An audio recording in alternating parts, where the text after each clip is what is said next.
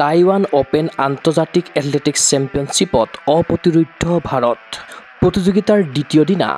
আন এক নতুন মিট ৰেকৰ্ড স্থাপন 6টা সোণ 3টা ৰূপ 1টা ব্ৰঞ্জসহ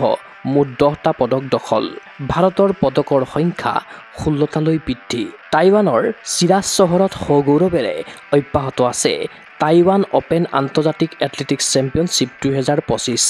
দেওবাৰে প্ৰতিযোগিতাৰ দ্বিতীয় দিনা আন এক নতুন মিট ৰেকৰ্ডসহ ভাৰতে 6টা সোণ 3টা ৰূপ আৰু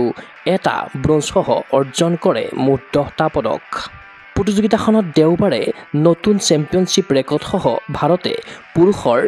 4x400 ৰিলেত 3 মিনিট 05.58 ছেকেণ্ড সময়লৈ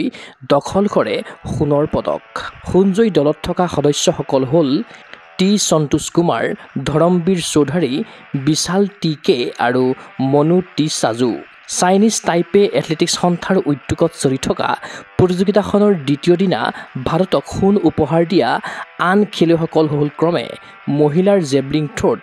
অন্নু ৰাণী পুৰুষৰ 800 মিটাৰত কিষাণ কুমাৰ মহিলাৰ 800 মিটাৰত পূজা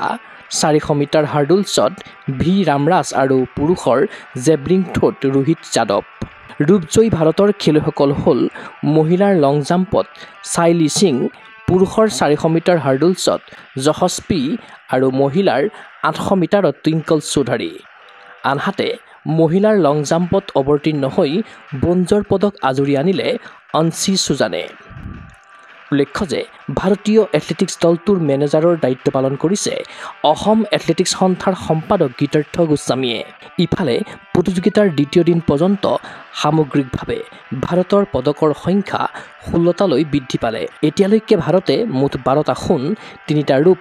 আৰু 1টা ব্ৰঞ্জৰ পদক অৰ্জন কৰিছে প্ৰিয়া অনুৰাগীৰ আশা চলিত টাইৱান অপেন আন্তৰ্জাতিক এথলেটিক্স চেম্পিয়নশ্বিপত ভাৰতীয় দলটোৱে লাভ কৰক অভিলেখ সংখ্যক পদক জয়ৰ কৃতিত্ব news desk report Google sports any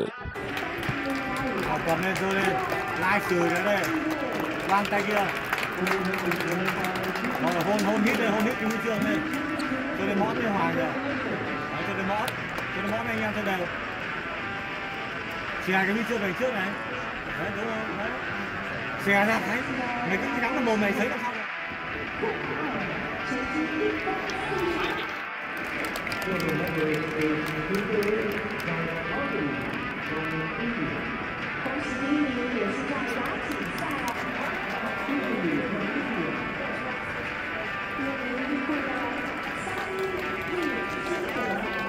physical education বিষয়ত ডিগ্ৰী পাঠ্যক্ৰমৰ কাৰণে অসম তথা উত্তৰ পূৰ্বাঞ্চলৰ প্ৰথমখন শিক্ষানুষ্ঠান অভিৰুচি ইনষ্টিটিউট অৱ ফিজিকেল এডুকেশ্যন